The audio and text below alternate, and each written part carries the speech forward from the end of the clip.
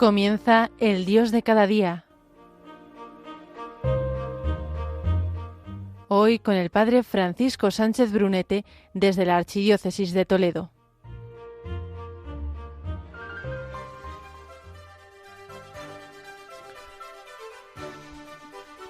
Muy buenos días, queridos oyentes de Radio María. Nos encontramos aquí en un programa más del Dios de cada día. Hoy, 31 de enero, queremos dedicarlo a este gran santo que dio su paso al cielo. Día 31 de enero muere San Juan Bosco, nace para Dios y para nosotros un gran regalo que ha influenciado en grandes personajes y sobre todo en el sistema educativo.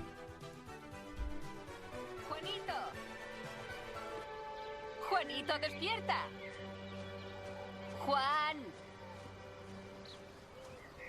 Juanito, despierta. ¿Qué ocurre? ¿Va todo bien? Ven a ayudarme. ¿Te acuerdas que desde que papá ya no está, el agua del pozo la sacas tú? No te preocupes, solo ha sido una pesadilla. No ha sido una pesadilla. Solo era extraño. Dime cómo era. No lo sé. Unos chicos se peleaban y yo intentaba separarlos. ¿Y después? Ya te lo he dicho, era extraño.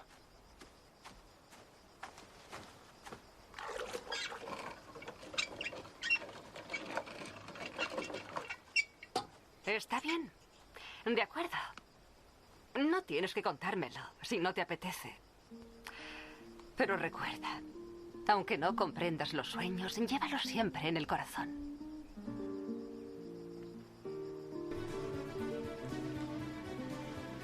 Juan Melchor Bosco, más conocido por Don Bosco, nació el 16 de agosto de 1815 en una modesta casa de campo en las colinas llamadas Bequi, que pertenecen al pueblo de Castelnuovo, en la comarca de Asti, y que hoy lleva el nombre de Castelnuovo Don Bosco, en homenaje al santo.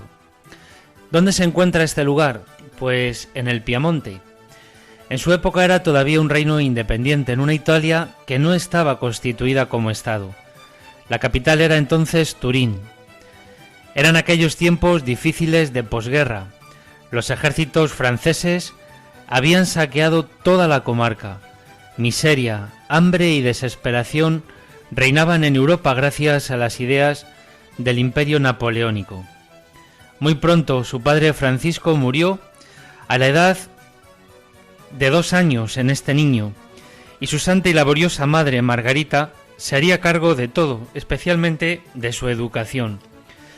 Además de ser un gran sabio, un gran hombre dedicado a la juventud, un gran enamorado de Cristo, Eucaristía, de la Iglesia y de María, en su vida había grandes signos de providencia y de bendición. Uno de ellos eran los sueños. A ello quiero dedicar contigo este programa, trayendo aquí al presente de este 31 de enero de 2024 2, 3, 4 sueños que nos hagan conocer la talla, historia y bendición de este santo para la Iglesia y para el mundo. Lo que todo el mundo ansía, encontrar la felicidad. Muéstrame Dios, para lo que está hecho mi corazón. Y es que es hacer uso pleno de mi libertad, es un camino a ciegas que se basa en confiar, es poner mi calendario en blanco y dejarte... Al inicio del programa compartía con vosotros un fragmento de la película Don Bosco, donde aparece ese diálogo entre su madre Margarita y él, que ha quedado impresionado, pactado, no por una pesadilla, sino por un sueño que va a marcar el camino de su vida y que, guardándolo en su corazón, como dice ahí la voz de su madre, irá comprendiendo con el paso del tiempo. El sueño dice así: apenas contaba 9 años, dice el mismo Don Bosco, cuando tuve un sueño que me quedó profundamente impreso durante toda la vida. Me pareció estar cerca de mi casa, en un amplio patio en el que una gran muchedumbre de niños se divertía. Unos reían, otros jugaban y no pocos blasfemaban. Al oír aquellas blasfemias me arrojó inmediatamente en medio de ellos, empleando mis puños y mis palabras para hacerlos callar. En aquel momento apareció un hombre de aspecto venerado, de edad viril, noblemente vestido. Un manto blanco cubría toda su persona, y su rostro era tan resplandeciente que yo no podía mirarlo con fijeza. Me llamó por mi nombre y me ordenó que me pusiese al frente de aquellos muchachos, añadiendo estas palabras: no con golpes, sino con la mansedumbre y la caridad, deberás ganarte a estos amigos tuyos. Ponte pues inmediatamente a hacerles una instrucción sobre la fealdad del pecado y sobre la belleza de la virtud. Confuso y aturdido, le repliqué que yo era un pobre niño ignorante, incapaz de hablar de religión a aquellos jovencitos. En aquel momento los muchachos cesaron en sus riñas, gritos y blasfemias, rodeando al que hablaba. Yo, sin saber lo que me decía, añadí: ¿quién es usted que me manda cosas imposibles? Precisamente porque te parecen imposibles, debes hacerlas posibles con la obediencia y con la adquisición de la ciencia. ¿Dónde y con qué medios podré adquirir la ciencia? Yo te daré la maestra bajo cuya guía podrás llegar a ser sabio, y con la cual toda ciencia es necedad. Pero, ¿quién es usted que me habla de esa manera? Yo soy el hijo de aquella a quien tu madre te ha enseñado a saludar 3 veces al día. Mi madre me ha dicho que no me junte con quien no conozco sin su permiso. Por eso, dime tu nombre. Mi nombre, pregúntaselo a mi madre. En aquel momento vi junto a él a una señora de majestuoso aspecto, vestida con un manto que resplandecía por todas partes, como si cada punto de él fuese una fulgidísima estrella. Al verme cada vez más confuso en mis preguntas y respuestas, me indicó que me acercara a ella, y tomándome de la mano bondadosamente: «Mira», me dijo.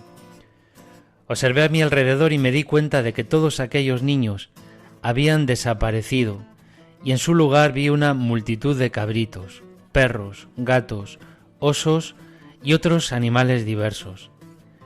«He aquí el campo en el que debes trabajar», continuó diciendo la señora. «Hazte humilde, fuerte y robusto, y lo que veas en este momento que seduce a estos animales, tendrás tú que hacerlo con mis hijos».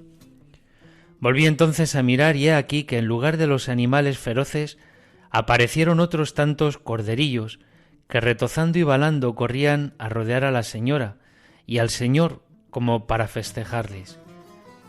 Entonces, siempre en sueños, comencé a llorar y rogué a aquella señora que me explicase el significado de todo aquello, pues yo nada comprendía.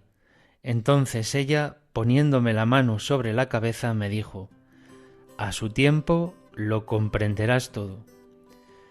Dicho esto, un ruido me despertó y todo desapareció.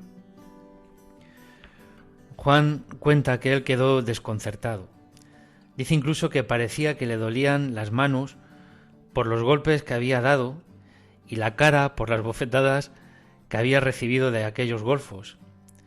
Además, la presencia de aquel personaje y de aquella señora, las cosas que se habían dicho y las cosas que había escuchado, le absorbieron la mente, de tal modo que en el resto de la noche, dice, no le fue posible conciliar el sueño. Enseguida lo contó a su familia y a sus hermanos, y comenzaron cada uno, además de reír, a dar sus respuestas e interpretaciones. También se lo contó a su madre y a su abuela, y cada uno le dijo algo. Por ejemplo, su hermano José le contestó que sin duda sería un pastor de cabras, de ovejas y de otros animales. Pero su madre llegó a decir esto: «¿Quién sabe si algún día llegarás a ser sacerdote?». Y Antonio, su hermano, le dijo con tono burlón: «Tal vez llegues a ser capitán de bandoleros». Y su abuela, que por la vida sabía teología a pesar de ser analfabeta, dio la sentencia definitiva. No hay que hacer caso de los sueños, Juan. Pues nada, él se quedó con el parecer de la abuela, pero no podía borrar de su mente aquel sueño. Quiero encontrar mi vocación, el molde perfecto de mi corazón. Estar en ti, por ti ser enviado. Señor, quiero caminar contigo de la mano, donde mi corazón salte y el tuyo quiera reír.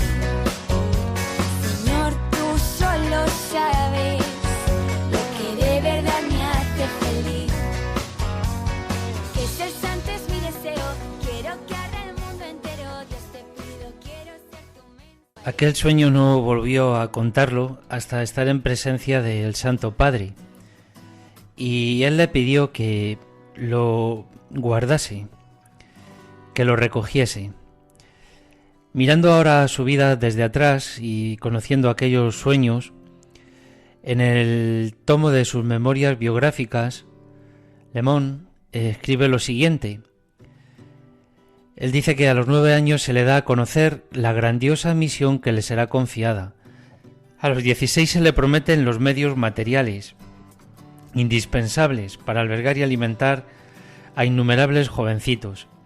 A los 19 una orden imperiosa le hace saber que no es libre de aceptar o de rechazar la misión que se le encomienda. A los 21 se le manifiesta claramente la clase de jóvenes de cuyo bien espiritual deberá cuidarse. A los 22 se le señala una gran ciudad, Turín, en la cual deberá iniciar sus tareas apostólicas, y no finalizando aquí estas misteriosas indicaciones que continuarán hasta que la obra de Dios quede establecida. Vamos a acercarnos a otro sueño que se llama La pastorcilla y el rebaño. Lo cuenta el mismo San Juan Bosco en sus memorias. Dice así: el segundo domingo de octubre de aquel año de 1884 tenía que comunicar a mis muchachos que el oratorio había de ser trasladado a Baldoco. Ya ha sido ordenado sacerdote, como veis, ha iniciado los primeros momentos del oratorio y tienen que cambiar de lugar, cosa que no le costó poco. Dice que la incertidumbre, sigue Juan, del lugar, de las personas, de los medios con que había de contar, me tenían grandemente preocupado. La noche precedente fui a descansar con el corazón lleno de inquietud. Durante toda ella tuve un sueño que me pareció como un apéndice del que tuve por primera vez en Becky cuando apenas contaba 9 años. Lo expone literalmente. Soñé que me encontraba en medio de una gran cantidad de lobos, de cabras, cabritos, corderos, ovejas, carneros, pájaros, perros. Todo al mismo tiempo hacían ruido, un estrépito, mejor dicho, un estruendo diabólico, capaz de infundir espanto al más animoso. Yo quise huir cuando una señora, admirablemente vestida de pastorcilla, me indicó que siguiese y acompañase a aquella extraña Grey, mientras ella iba delante. Anduvimos vagando de un lugar a otro. Hicimos 3 estaciones o paradas. En cada una de ellas muchos de aquellos animales se trocaban en corderos, cuyo número iba progresivamente en aumento. Después de haber caminado mucho me encontré en un prado en el que aquellas bestezuelas comenzaron a triscar y a comer al mismo tiempo, sin que las unas molestasen a las otras. Abrumado por el cansancio quise sentarme al borde de un camino cercano, pero la pastorcilla me invitó a que prosiguiese adelante. Después de recorrer un breve espacio de terreno me encontré en un amplio patio con un pórtico alrededor, en cuyo extremo había una iglesia. Entonces me di cuenta de que las 4/5 partes de aquellos animales se habían convertido en corderos. Su número se había hecho grandísimo. En aquel momento llegaron algunos pastorcillos para custodiarlos, pero después de detenerse un poco se marcharon. Después sucedió algo maravilloso. Muchos corderos se trocaban en pastores, que al crecer en número cuidaban de los demás. Al aumentar tan considerablemente el número de los pastores, Se dividieron en grupos y marcharon a diversos lugares para reunir a otros animales extraños y guiarlos a distintos rediles. Yo quise marcharme porque me parecía que era la hora de celebrar la Santa Misa, pero la pastorcilla me invitó a dirigir la mirada al mediodía. Entonces vi un campo sembrado de maíz, patatas, repollos, remolachas, lechugas y otras hortalizas. «Mira otra vez», me dijo la pastorcilla, y al dirigir mi vista a aquel mismo lugar vi una magnífica iglesia. Una orquesta y una banda de música instrumental y una agrupación coral me invitaron a cantar la misa. En el interior de aquella iglesia se veía una franja blanca, en la cual se leía escrito con caracteres cubitales: Hic domus mea, inde gloria mea. Continuando el sueño, quise preguntar a la pastora dónde me encontraba, qué significaban aquella caminata, las paradas, la casa, la primera iglesia y la segunda. «Todo lo comprenderás», me dijo, «cuando con los ojos materiales veas cuánto has podido apreciar con los ojos de la mente». Pero, pareciéndome que estaba despierto, dije: «Yo lo veo todo claramente con mis ojos materiales, sé a dónde voy y lo que hago».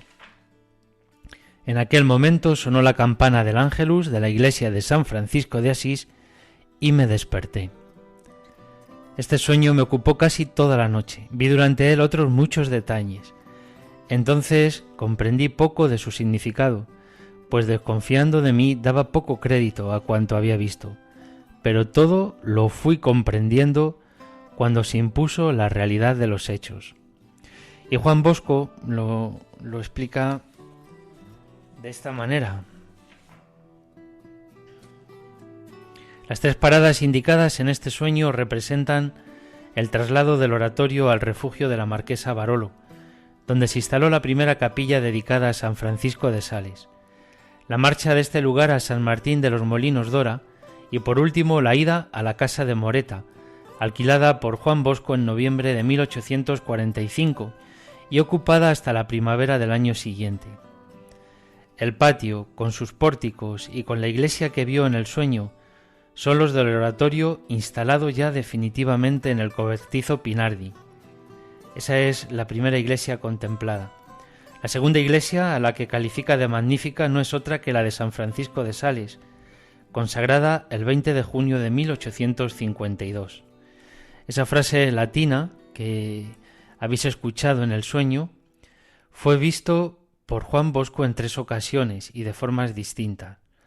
La primera, la magnífica iglesia del sueño que acabamos de narrar, en la que pudo ver escrito en caracteres cubitales: Hic domus mea, inde gloria mea. La segunda vez le pareció contemplar un mote parecido en la capilla Pinardi: Haec est domus mea, inde gloria mea. Y la tercera vez leyó en la fachada de una casa capaz para dar acogida a varios centenares de niños, cosa que aún no existía: Hic nomen meum hic inde exhibit gloria mea. ¿Qué pasó con el oratorio? Ahora volvemos. Es tu camino soñado. Confiar en que me creo a una vida. ¿Quién conoce? Vamos a seguir con otro sueño, pero que es continuación del anteriormente escuchado y que él recibe en el año 1861, donde dieron el nombre a la Pía Sociedad de San Francisco de Sales. Cuenta así: después de haber contemplado a mi placer la escena de la siega, tan rica en detalles, el amable desconocido me dijo: ahora dale 10 vueltas a la rueda, cuéntalas y después mira a través de la lente. Me puse a hacer lo que me había sido ordenado, y tras haber dado la 10ª vuelta me puse a mirar tras el cristal.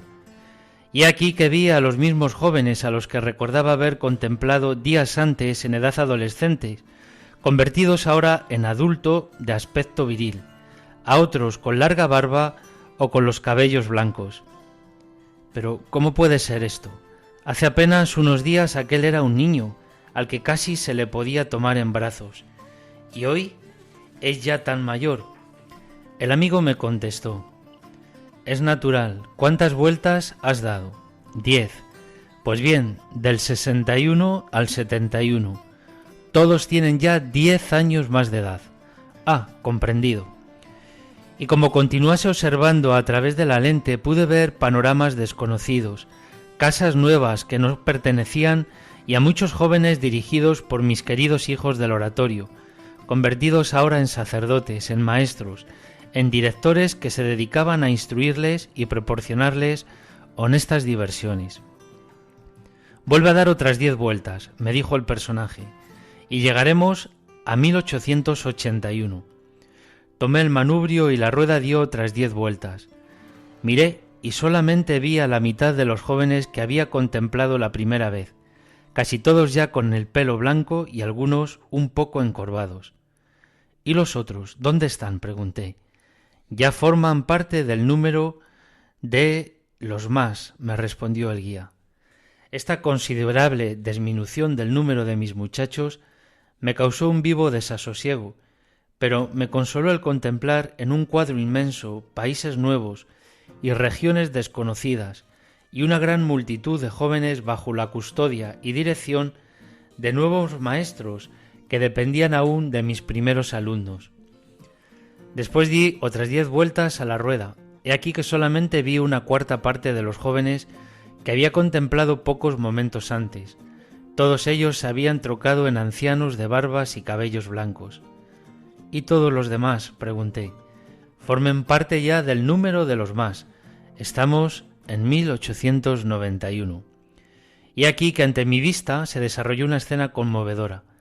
Mis hijos sacerdotes, agotados por la fatiga, estaban rodeados de niños, a los cuales yo no había visto nunca, muchos de fisonomía y de color distinto de los que habitualmente viven en nuestros países. Di aún otras 10 vueltas a la rueda y solamente pude ver un tercio de mis primitivos jóvenes, ya decrépitos, cargados de espaldas, desfigurados, macilentos en los últimos años de su vida. Entre otros, me recuerdo haber visto al beato Miguel Don Rúa, tan viejo y desfigurado que era difícil reconocerlo. Tanto había cambiado. ¿Y los demás?, pregunté. Pertenecen ya al número de los más. Estamos en 1901. En algunas casas no encontré a ninguno de los antiguos. Maestros y directores me eran completamente desconocidos.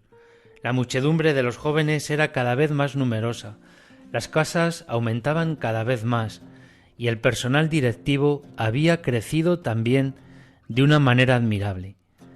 Ahora, continuó mi amable intérprete, darás otras 10 vueltas y verás cosas que te llenarán de consuelo las unas y otras que te proporcionarán una gran angustia. Y di otras 10 vueltas. Estamos en 1911, exclamó el misterioso amigo. Ah, mis queridos jóvenes, vi nuevas casas, jóvenes nuevos, directores y maestros con hábitos y costumbres nuevas. Y mis jóvenes del oratorio de Turín. Busqué una y otra vez entre una gran muchedumbre de muchachos, y solamente pude ver a uno de vosotros con los cabellos blancos, consumido por la edad, rodeado de una hermosa corona de jóvenes, a los cuales contaba los comienzos de nuestro oratorio, recordándoles y repitiéndoles las cosas aprendidas de labios de Juan Don Bosco, y los señalaba una fotografía que estaba colgada de la pared del locutorio. Y los otros alumnos ancianos, los superiores de las casas que había visto ya envejecidos. Tras una nueva señal, tomé el manubrio y di algunas vueltas más. Después solamente vi una llanura desolada, sin ser viviente alguno. «Oh», exclamé aterrado, «ya no veo a ninguno de los míos. ¿Dónde están, pues, ahora todos los jóvenes a los cuales acogí y que eran tan vivarachos y robustos, y los que se encuentran actualmente conmigo en el oratorio? Pertenecen ya al número de los más. Has de saber que han pasado 10 años cada vez que hacías girar la rueda otras tantas veces. Hice la cuenta y resultó que habían transcurrido 50 años y que alrededor de 1911 todos los alumnos actuales del oratorio habrían muerto. ¿Quieres ver ahora otro espectáculo sorprendente? Sí, le respondí. Entonces presta atención si te agrada ver y saber algo más. Da una vuelta a la rueda en sentido contrario. Y ahora cuenta tantas vueltas cuantas has dado anteriormente. La rueda giró. Ahora mira, me dijo el guía.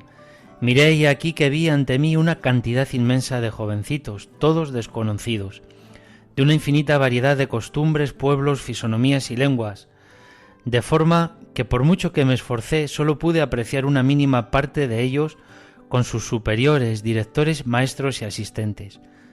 A estos en realidad no los conozco, dije a mi guía, pues a pesar de ello me respondió, son hijos tuyos. Escúchalos, hablan de ti y de tus primeros hijos que fueron sus superiores y que ya no existen. Recuerdan las enseñanzas que te di y de ellos recibieron.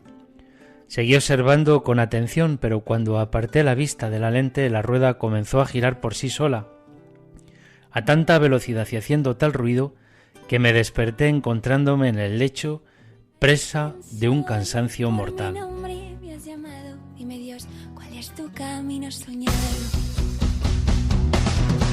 ¿Para quién soy yo que amo aquí? Si supiera los deseos que tienes para mí, ¿para quién soy? Por mi nombre me has llamado, dime Dios, ¿cuál es tu camino? Sin desearlo y quererlo, estamos llegando al final de este programa. Tal vez sea la manera de dejar abierto pues la devoción, el cariño a este santo bajo su intercesión en este día. Y por qué no seguir con algún otro sueño la próxima vez que nos veamos aquí dentro de 4 miércoles en el Dios de cada día. Nada más, sí aconsejaros que podéis leer su autobiografía, que se llama Memorias del Oratorio, y está escrita por él mismo por obediencia, ¿no?, que se lo pidieron, y es muy interesante. Y se descubre sobre todo que tal vez sean los siguientes sueños: el amor a la Eucaristía, a María, la Iglesia y al Santo Padre. Buenos días, queridos oyentes de Radio María.